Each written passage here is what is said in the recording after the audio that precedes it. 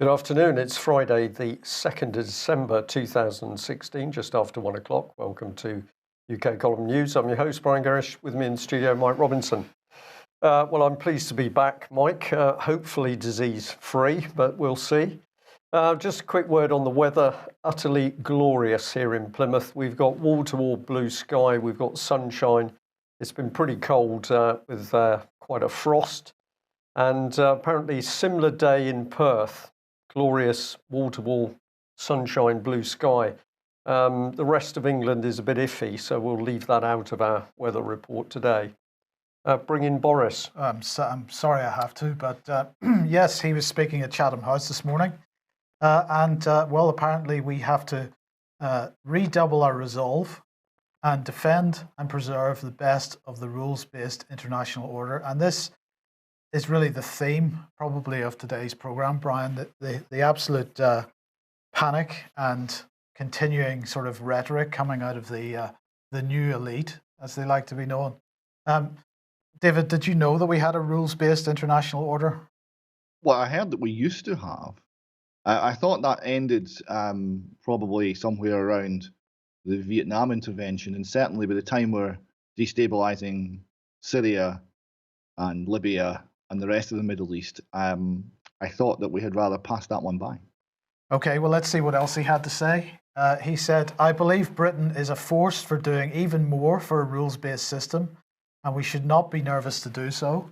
And he said, I believe that this country is overwhelmingly a force for good and potential to do even more. So I find that pretty incredible. Do you think we're a force for good, Brian? I absolutely don't. I think if we look at the track record at the moment, we've got a criminal British government that is a force for everything that's utterly bad and evil. But live, can I ask for some explanation as to the rules-based system and where has Boris got all this language from? He's not bright enough to have cooked it up himself, so this has come out of a think tank somewhere. What does he mean by it? Well, that's a very good question. Any thoughts, David? Well, this is a repackaging of George Herbert Walker Bush's New World Order speech, isn't it? That the New World Order was defined as the rule of law rather than the law of the jungle applying to the relationship between nations. Now, that all sounds very fine, but when you analyse it, it's not there because there is no acceptance as to the nature of the rule of law that applies. International law has always been about treaties between independent nations, and what this is basically saying is we will overrule the independence of those nations and have a supranational body defining how countries are to be run. That's what it really means. Well, indeed, and of course the point about a rules-based international order is that you don't have the rule of law, you've got rules, and the rules are made up by whom?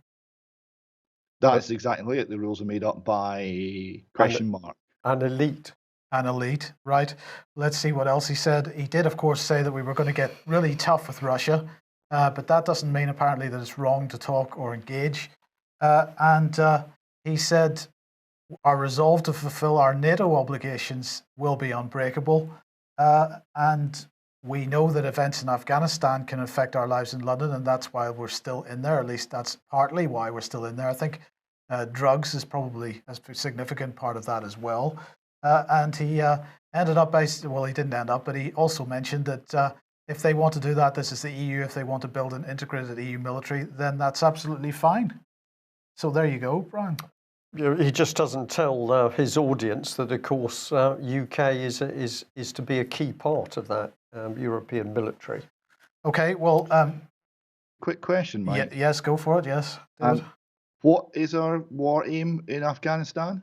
Because I thought we went in there to get Osama bin Laden, and then I thought we went in there to make sure that schoolgirls got education. And then I thought we were in there to create peace and harmony and democracy in Afghanistan. Is it now, because if we're not there, they'll attack London?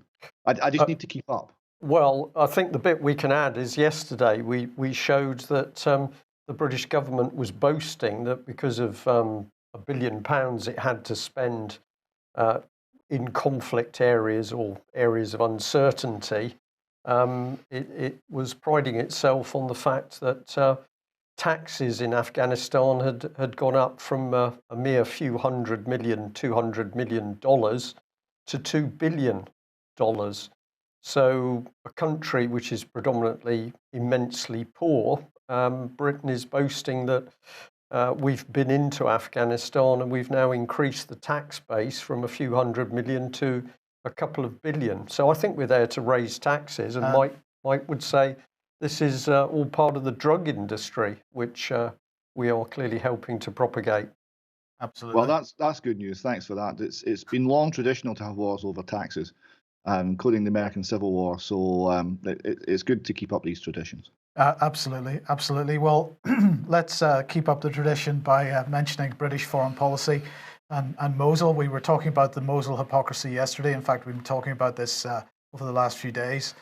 So no particular information about this at this point in time. I just wanted to highlight the fact that Frank Baker from the Foreign Office and Rory Stewart, what was Florence of Arabia? Florence of Arabia. Yes. They weren't sure whether he was a girl or a boy when apparently in Westminster. Yes, so Florence of Arabia and Frank Baker are over in Iraq telling the Iraqis what a great job they're doing in Mosul, getting rid of ISIS. So that's fantastic. Now, look, we were talking about the foreign policy of the West a second ago, and I just want to remind everybody about this. The Peace of Westphalia. Now, this was the subject of Alex Thompson's talk at the British Constitution Group conference, and I want to just read out the first clause of that, that there will be a Christian and universal peace and a perpetual, true and sincere amity, that this peace and amity shall be observed and cultivated with such sincerity and zeal that each party shall endeavour to procure the benefit, honour and advantage of the other, and thus on all sides we may see that this peace and friendship flourish by entertaining a good and faithful neighbourhood. And this Westphalian order is what nation states have been about for the last few hundred years. And this is the foreign policy and the order which Tony Blair, when he was leaving Parliament, said was already outdated, and this is what they've been fighting against. Now, I wanted to highlight once again a quote that President Xi of China made some time ago, saying, "History tells us that the law of the jungle isn't the way of human coexistence. Every nation should obey the principle of equality, mutual trust, learning from each other, cooperating and seeking joint benefits for the construction of a harmonious world, sustained peace and joint prosperity." And those words are so he's clearly echoing the Westphalian position here, and not the sort of globalist position of this new rules-based international order. Yesterday, they have published this document, the Chinese, this is The Right to Development, China's Philosophy, Practice and Contribution. And something that they're saying here is that the right to development must be enjoyed and shared by all peoples. Realizing the right to development is the responsibility of all countries and also the obligation of the international community. It requires governments of all countries to formulate development strategies and policies suited to their own realities, and it requires concerted efforts of the international community as a whole. China calls on all countries to pursue an equal, open, all-round and innovative common development, promotes inclusive development, and creates conditions for all peoples to share the right to development. And of course, development is something that the West, David, has absolutely refused to allow so-called third world countries to do, because of course if they develop, they would use the raw materials that we want to steal from them. So it strikes me as interesting how Western nations like Britain and the United States are moving from the notion of being free towards totalitarian regimes, whereas China, which we all recognize has been a totalitarian regime, seems to be moving in the other direction. Well, quite. The direction of travel is certainly reversed in the last few years since the wall came down, I guess. The attempt to use the fake global warming hypothesis to prevent development in parts of the world which are currently undeveloped or underdeveloped, and hence to confine millions born and not yet born to an early death via starvation and disease, and hence to reduce the population of the planet, seems to me to be one of the most anti-human, anti-man, and cruel policies that has ever been concocted. And yet it is the settled international will, it is the rules-based approach to international diplomacy. It's very encouraging to see some countries which have enough about them to tell the truth and have enough confidence in their own position to ignore the international howls of protest, speak out against this. Now, in the chat box, Massive Passive is suggesting that these are just words, that they sound good, but it's not the real world. But I would argue that, in fact, if you look at what China's doing, and we can be cynical about this if we like, but if we look at what China's doing to promote the development of other countries, it's not just about words. Yeah, I mean, China's got its problems because they're still wedded to major elements of the communist ideology that is excuse me, causing them a lot of problems. They're going to have economic problems as well arising from that. But the direction has been hugely positive. Look at the increase in life expectancy, the increase in living standards across huge swathes of the globe, and it's coming from development. Absolutely. Okay, well, let's move on to your Glasgow meeting. You had a great meeting. It was very good indeed, yes. A packed hall again. There was about 70, 75 people were there, standing room only. And there were three speakers, myself, there we go, plus John Smith speaking on commercial liens and how he has been fighting back against fraudulent behaviour from people in authority, and the refusal of the court system to address the fraudulent and criminal behaviour and incompetent behaviour. So he's been doing that through a non-judicial process via the commercial lien. So that was an extremely interesting talk. I know a lot of people there were wanting to explore that further with him. And then we had Robert Green, who came up from Warrington to speak to us, and he rather wowed the audience, I would have to say. And they were all delighted to see him looking so well and speaking so well and so bravely. It was a good night. There was quite a bit of discussion in the chat box yesterday about Robert's impending visit from the bailiffs. Can you give us an update on that? Well, they haven't been yet. There's a lot of kind of strange, unknown elements to this. One of the oddest is who is actually pursuing him. When the bailiffs are asked, they are receiving instructions from the Scottish government. Now, remember, this is a private civil case, but the bailiffs have been instructed directly by the Scottish government. So this is a political prosecution. This is using the civil law to hound political opponents. When asked, the Scottish government the legal directorate who they were being instructed by, they said the Crown Office and Procurator Fiscal Service, an organisation which has no part in civil legal proceedings, are apparently instructing the civil legal proceedings. And then when asked who exactly in the Crown Office was at the heart of this, so we could follow the chain further up, the person, Shona Bathgate, the lawyer for the Scottish Government, got extremely nervous and refused to answer the question. So we don't really know who is doing it. And we don't really know too much about what will be done or when it will be done, because so much of it's in secret. They went to the High Court and got an order against Robert. Robert never knew anything about it. He wasn't informed. He had no opportunity to defend his position. Quite ridiculous and completely opposed to the laws of natural justice. David, correct me if I've got this wrong, but I understood from Robert yesterday that he'd challenged the bailiff company on what was actually going on, and they had said to him, well, actually, this action is coming from Eilish Angelini, but it's being fronted by the Crown Office of Scotland.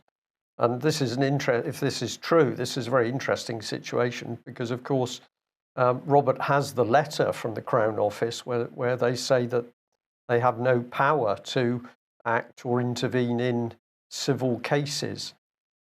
So if you put these little bits of jigsaw together, it would appear that Eilish Angelini is able to use what friends that she's still got within the Crown Office to do her bidding, or is something more sinister going on? Is this some sort of criminal enterprise operating within the Crown Office?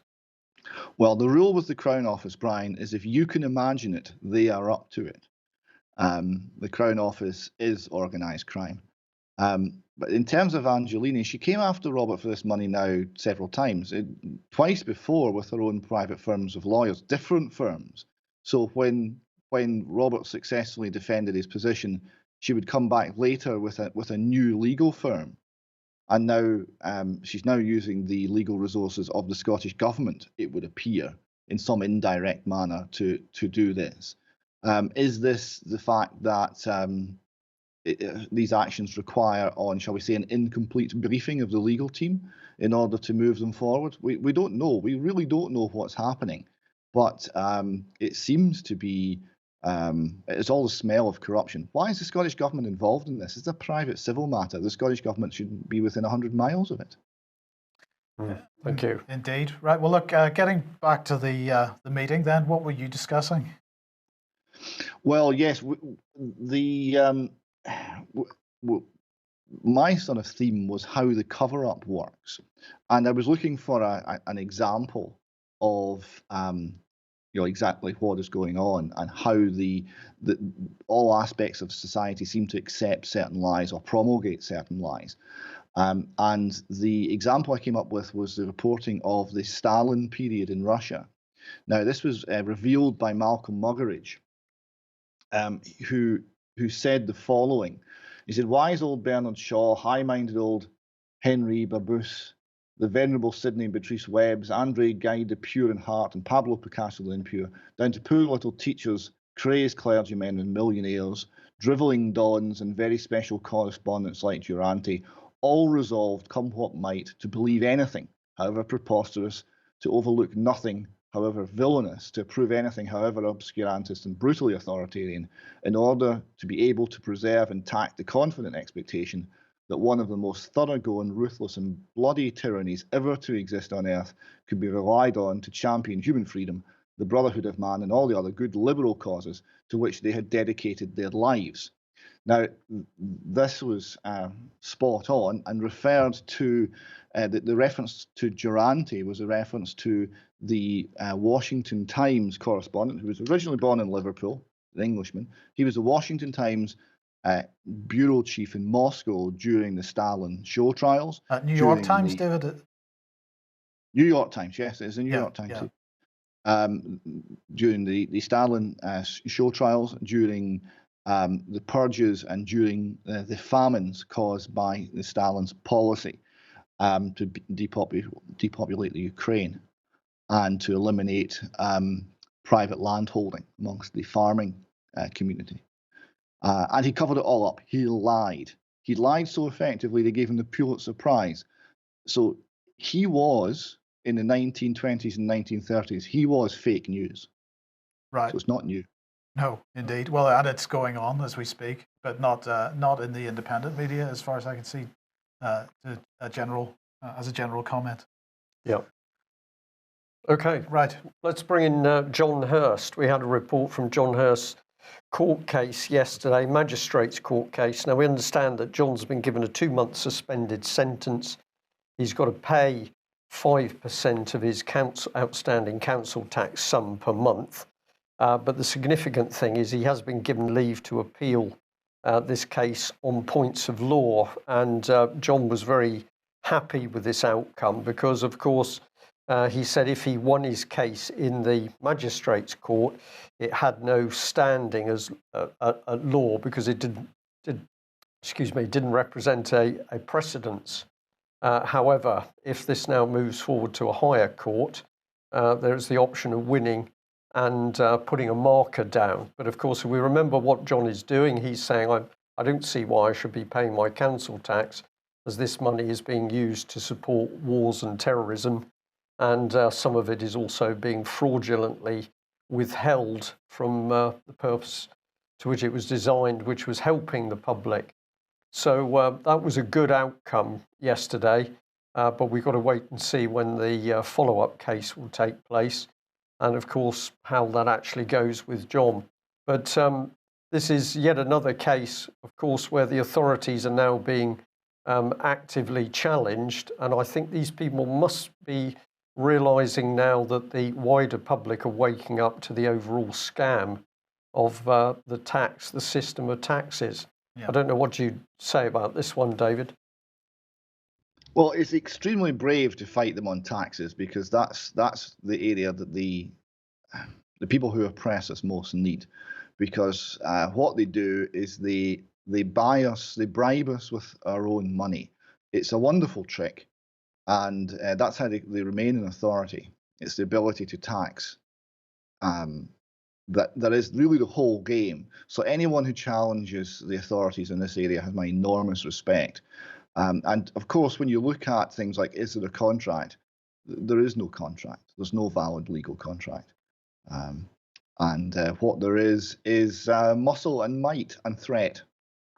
Absolutely. Yeah. Right. Potentially controversial subject, David, but you wanted to cover this because the BBC promoting Elton John and David Furnish and saying that everybody needs to be getting HIV tests immediately. Sorry, because Elton John says so, Mike. Yes. Well, the government is mainly saying this, and of course Elton John is the poster boy for it. And the government saying that, you know, tens of thousands of people, David, are running around the country with undiagnosed AIDS, and so we've therefore all got to get this done as quickly as possible. What are your thoughts? Well, first of all, I'd point out that there are certain things that I can say about Elton John that you can't say because you're in England, and there are various injunctions and things preventing free speech regarding Elton John in England. So therefore, you can't say it on this program. And make sure I say nothing inappropriate. Yes. Okay. Okay. The idea of Elton John as a poster boy seems somewhat bizarre, and I was really struck by the fact that here we have Elton John giving medical advice to the entire nation and apparently leading the setting of medical policy for the United Kingdom. And I would suggest that he is in no way qualified to do any of these things, and I'm surprised that the BBC would even give him airspace to put these ideas forward.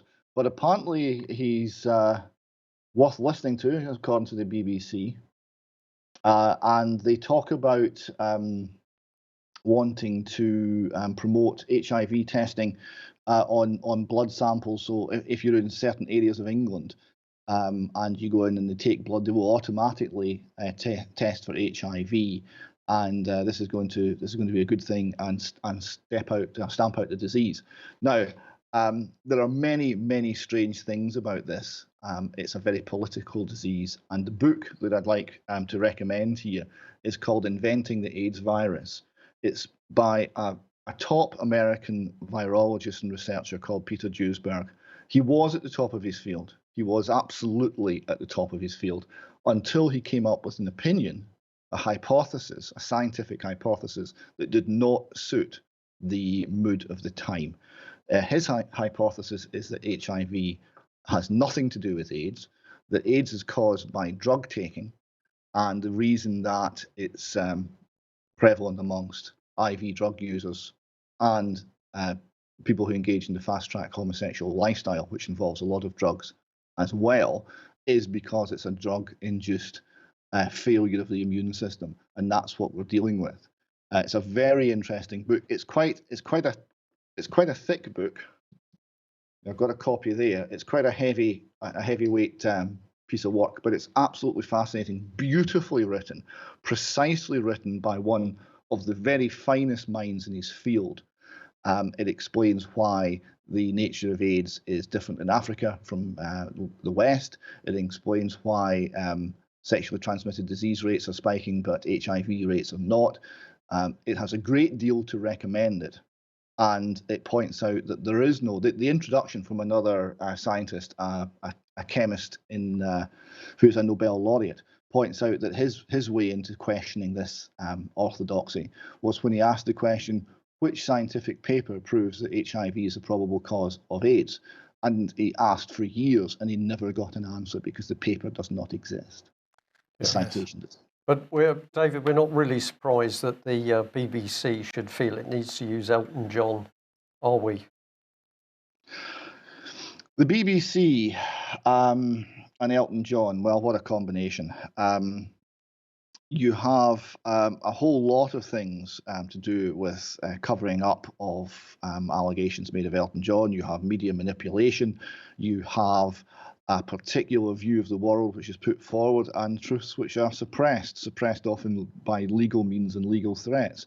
And in all of this, the BBC is not only complicit, but seems to be happily complicit. Just a final comment. We should probably point out that was the Victoria Derbyshire show. Is that correct?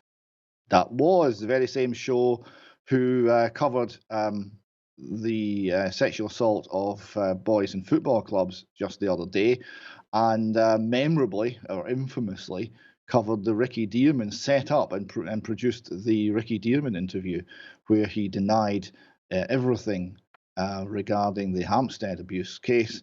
But the BBC, despite showing him through soft focus, weeping into the lens, omitted to tell the audience that he was an actor. Yes, indeed. Okay, Scotland then, devolution. Here we've got David Mundell, who's the Scottish Secretary. Well, what's he talking about? Well, we've now devolved tax raising powers to Scotland. You'll be pleased to know, David. I know you're particularly pleased about this. So NIPI can now raise taxes from you directly. And with these landmark powers, he said, over income tax, the Scottish Parliament will become one of the most powerful devolved parliaments in the world. That must give you a warm feeling. Well, you would think it would send a shiver down my spine, the idea that NIPI can reach directly into my wallet and take out £20 notes whenever she feels like it. But you see, there are limits, because there's actually very little that NIPI can do without losing support in Scotland, because there is no appetite in Scotland for giving any more money to the government in that regard. It's just like England. And of course, England is the place where many people will move if Nicola decides to put up taxes to any significant degree. So the freedom of movement gives us a lot of protection against the more grasping aspects of our wise political overlords. Well, you do get the power to raise your own taxes, but you're not getting any special deal for Brexit, according to Philip Hammond. And he, of course, was up there meeting NIPI. And he said that is Britain going to accept the 62% Remain vote in Scotland? And he said this is a UK issue, and the will of the people of the UK was to leave. And we're clear that we can't have a different deal or a different outcome for different parts of the UK. We have to work together as a United Kingdom now to get the best possible deal with Europe, and then make our way in the world as a United Kingdom to the benefit of all parts of the UK. And he said, I look forward to us moving on from this slightly backward-looking, clutching at straws, trying to resist the will of the people, to embrace it, recognising it's going to happen, and committing to work together to make sure it's done in a way which is most supportive of the UK economy and the Scottish economy. So, with that in mind then, because we are leaving, Brexit means Brexit, and we're definitely leaving. Well, the British government has decided that the letter that they sent to Nissan over Brexit is too sensitive to make public. We can't make it public. They've denied the freedom of information request to make it public. And the reason they say they've denied it is that they're still considering the public interest side of things, but they're a little bit worried about the commercial side of things. Basically, they're denying that they're going to be giving any kind of government support to Nissan. And any money that they do give to Nissan is covered by budgets that already exist. But basically, they won't make that letter public. And I'm going to say that the reason I believe they're not going to make it public, and you and Brian can comment on this, is because what they've promised to Nissan is that we're not leaving the European Union. Nothing's going to change. And therefore, Nissan doesn't need to worry. Well, you might well think that, Mike. That's a very interesting comment. The secrecy is very interesting. Um, the points by Mr. Hammond were, of course, all correct, and just an illustration of how disconnected from reality Nicola Sturgeon's government is over this matter, where she's trying to pretend that there can be some sort of border introduced because we are staying with the EU, and you independent-minded English are going your own way. No, it was a national vote, and whatever happens, good, bad, or, and I think the smart money is on indifferent, we'll all be in it together. Yes. Well, I think just my comment on it is going back to the late 70s, I remember meeting a gentleman who was working at the time for Leyland, and he was telling me how the Leyland staff were just stunned at how their technology was just being hoovered out of the country and out of the company and freely given to Honda. And while we can recognise there were certainly weaknesses within the Leyland car production, quality in some areas being part of that, they had a whole raft of technologies which were world leading at the time, transverse engines and various couplings. But of course, this was the start of Britain's technology simply being given away to other countries so that the car industry could ultimately be shut down in UK. And I find it fascinating to see that here's the government having secret deals with another Japanese car company. The most significant advances in car technology in recent years is anti-lock braking systems. That whole system, that whole technology was invented by a British Leyland engineer. Yeah. We need to do a separate programme on some of that, the assault on Britain's manufacturing industry. Well, let's have a change of subject. And Donald Trump has been touring America to say thank you, thank you, thank you. And he said as part of his speech at Cincinnati, Ohio, we will destroy ISIS. At the same time, we'll pursue a new foreign policy that finally learns from the mistakes of the past. We will stop looking to topple regimes and overthrow government, folks. So I found that a very interesting statement, that there'd apparently been a few mistakes in American foreign policy. We have toppled a few governments, but it was a complete accident. We don't know how it happened. It was just a bit of a mistake. But we're going to change the way we do things, and we're not going to mistakenly topple governments. So I wonder what was in Mr. Trump's head, and we're seeing now him assemble his advisors around him, and I thought this was an interesting place to go. And this is actually the Telegraph, and I encourage people to go and have a look at this Telegraph article. I should have a label on it. It is the Telegraph. And they'd listed out some of his new team, so I thought we'd have a look at a couple of them. So we've got General James Mattis, who's come in as the Defence Secretary. Let's have a look at this man. Now, he's known as the Warrior Monk because he's unmarried. He has apparently a huge library on war, but rather a controversial figure. These are some of the things he said. Marines don't know how to spell the word defeat, and be polite, be professional, but have a plan to kill everyone you meet. So this seems to be like a quality Defence Secretary. We can give you a bit more. Here it is. It says, a voracious reader with a personal library of more than 6,000 books, and he's a student of anybody who's written on the subject of war, including the Bible, and apologies for a little bit of text which shouldn't be there. It also says it's fun to shoot some people. I'll be right up there with you. I like brawling, and these were remarks he made in a Californian panel discussion. So he's a warrior monk. He's a loner that reads books on war, and he thinks it's fun to kill people. But Trump's pretty confident that there's not going to be any more mistakes about toppling governments. Good stuff. David, this is La La Land, fantasy land. It's The Simpsons, which has become rules-based foreign policy. And we will see, I suspect, the gradual erosion of the delight that greeted the election of Donald Trump. Delight that it wasn't Hillary Clinton who was completely controlled by Wall Street and completely controlled by the military-industrial complex, and was angling to start a shooting war with Russia. And so we got someone who was going to shake things up a bit. We got a wild card. We got something that would get some form of change. And I think that's what the Americans actually voted for, was please change something. Let's have enough of this. Yeah. But we've got Mad Dog running the defense department, and we've got a Goldman Sachs executive running the Treasury Department.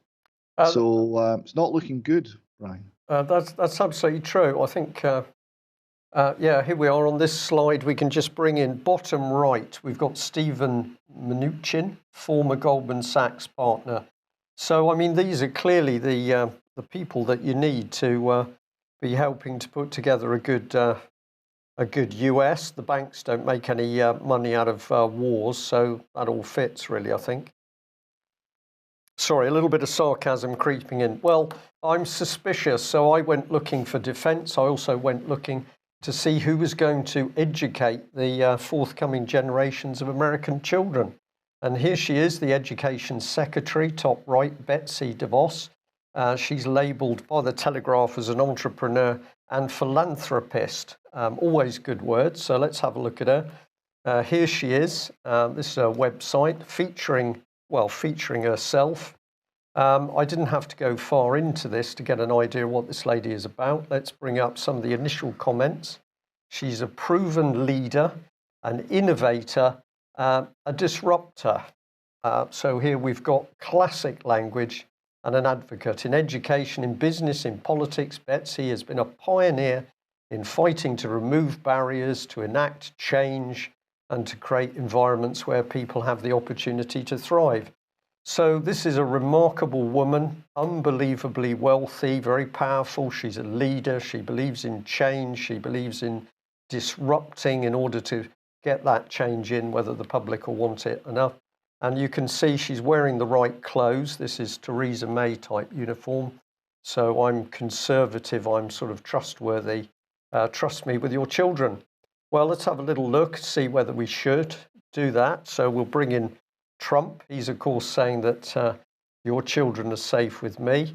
And let's bring in Betsy. Well, she is actually a billionaire. We'll come on to that. And apart from all of her good work, she's working, with WinQuest Group, and that's investment and management firm. So let's bring in hubby. Here he is, Dick DeVos. He's an entrepreneur, businessman, and he just happened to be the chief executive officer of Amway, the pyramid selling company that, of course, wasn't pyramid selling. Well, it was, but it wasn't. But it made a huge amount of money out of operating a sort of pyramid selling.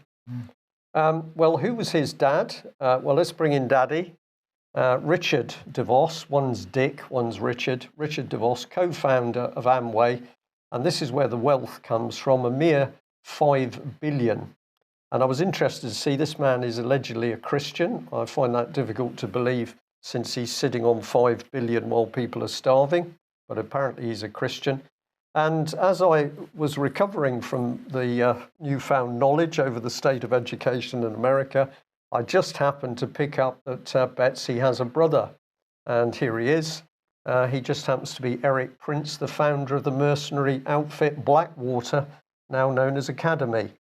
So it seems to me that American children are in a pretty safe pair of hands there, David. Or am I just too cynical? No, I don't think you're too cynical. I don't think it's possible any longer to be too cynical. I think those days have gone. Blackwater. I wasn't seeing that one coming. That was a surprise. The language that's used talks about disruption and change. It doesn't give any indication of what these people actually believe in. It doesn't give any indication as to what you're getting. You're asked to sign up, like Obama, vote for change. It means different things to different people. It means nothing. But they all use the same language. So it's some form of club, but it doesn't reveal anything about what they think is right, what they think is wrong, what they want to achieve. And that means that there is no argument about what the objectives are. because the objectives are entirely hidden. Indeed, and I'll just add to this, many years ago I was invited to go to an Amway conference in Plymouth, which I did out of idle curiosity. And amongst all of the razzmatazz, as people were given huge prizes because they'd built up more of the pyramid selling scam and were running teams of other pyramid sellers, I found that the hall, the conference hall, was full of the most unbelievably unpleasant atmosphere. There was something tangibly dark and I'll describe it as evil in that particular conference room. And when I came away, I thought, well, whatever is going on there, they may be making huge amounts of money for a very small number of people. But there was something about the whole culture that I found particularly disturbing. I've never forgotten it. So I was just fascinated to know that this culture is now going to help frame the minds of forthcoming generations of American children. I think they're at risk. A response, if you like, David, to that. Well, I think that's an entirely correct analysis. The thing that totalitarian governments do is they always go for the children. We know that in Scotland. We've seen it time after time in history. And we need to be watching very carefully what's coming on and showing that there are other options and taking those other options. Indeed. Well, I've had this slide on many times before, but let's bring it on. This was the year 2000, and it's Tony Blair, who, of course, has now been cleared of all wrongdoing. He's just an ordinary political party representative working in our best interests. But in 2000, he said that he had a vision of a new Britain. Central to this vision is the creation of a new class, a new elite placed in positions of authority who will propagate the new spirit of the age and spread the principles of the third way across Britain. And we've just been talking America. It's exactly the same system, America or Britain. We're now seeing these appointed people. We don't appoint them, they appoint themselves, but they're going to change everything about our society.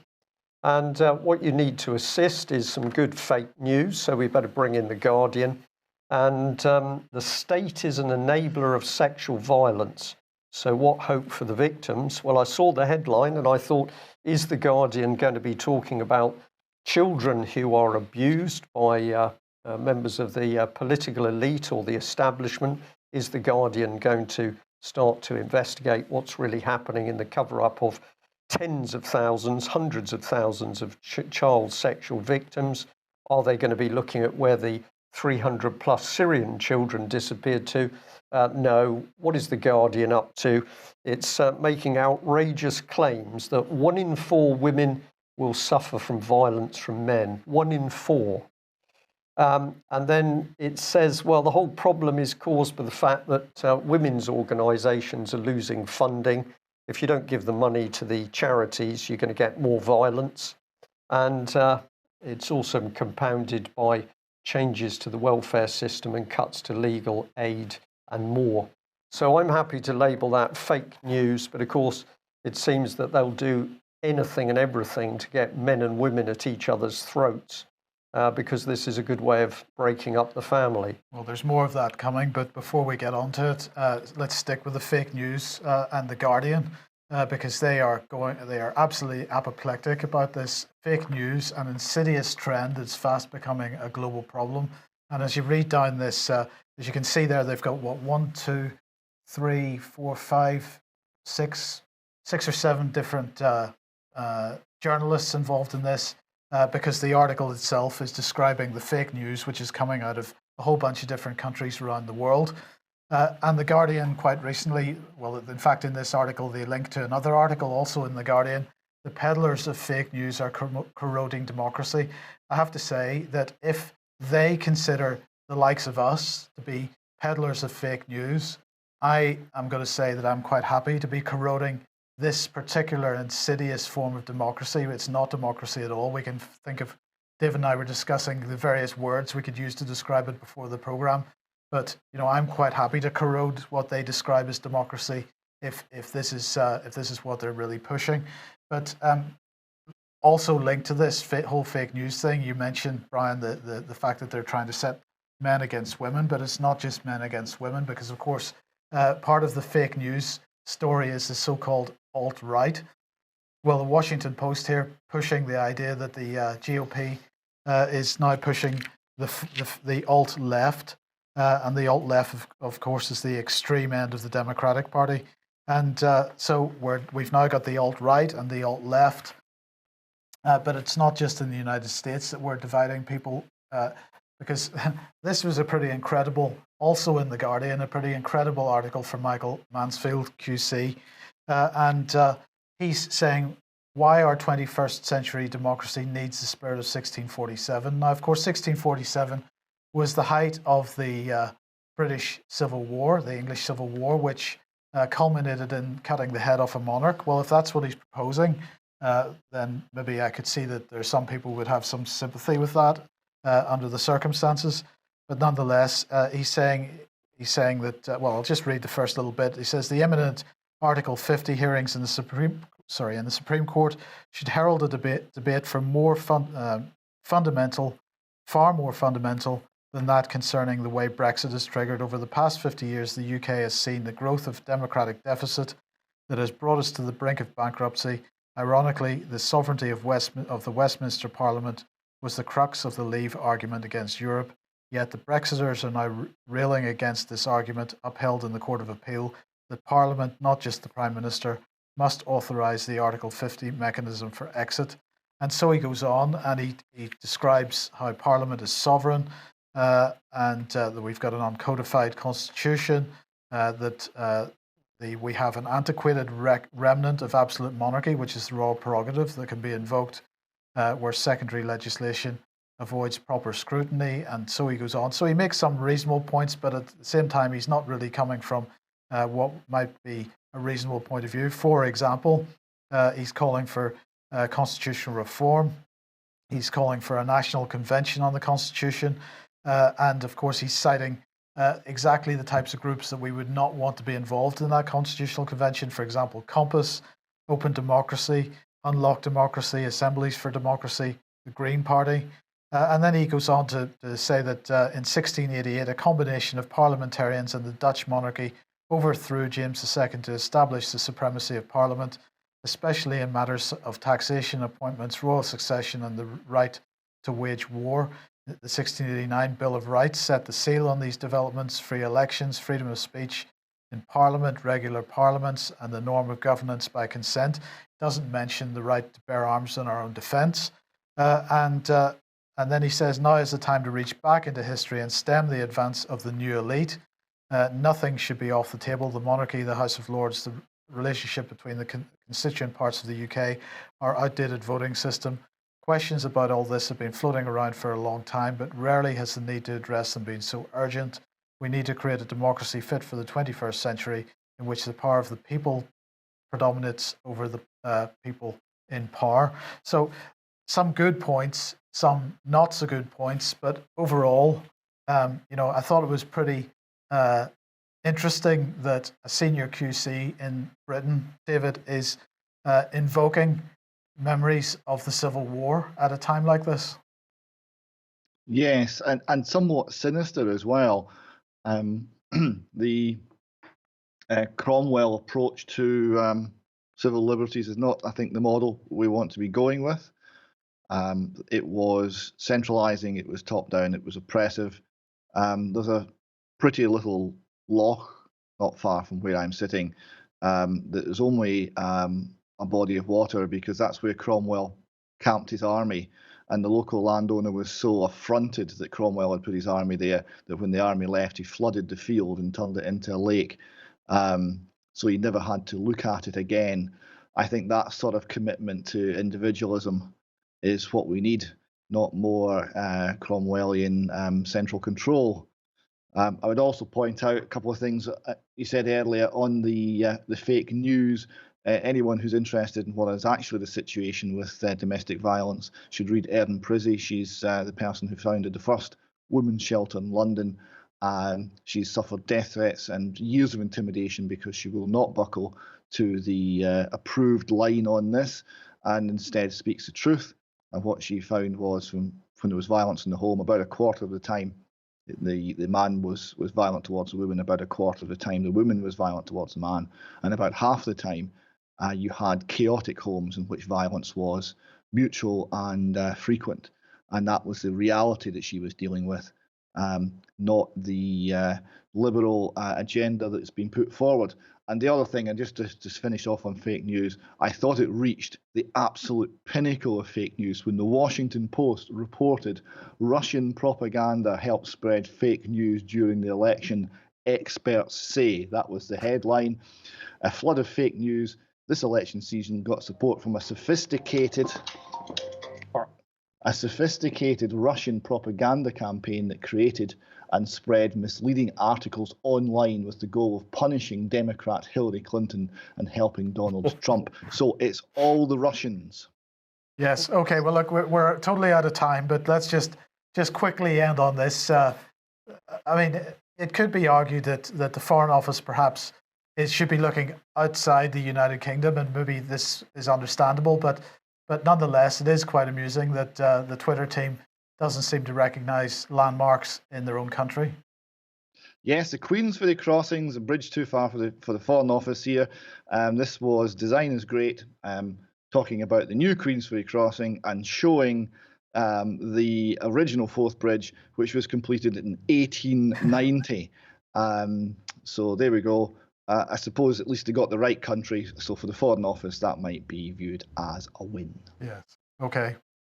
Well, that picture brings back lots of happy memories being based in Rosyth there, David. So thank you for that. I think I know those bridges, at least from the seaward side, pretty well.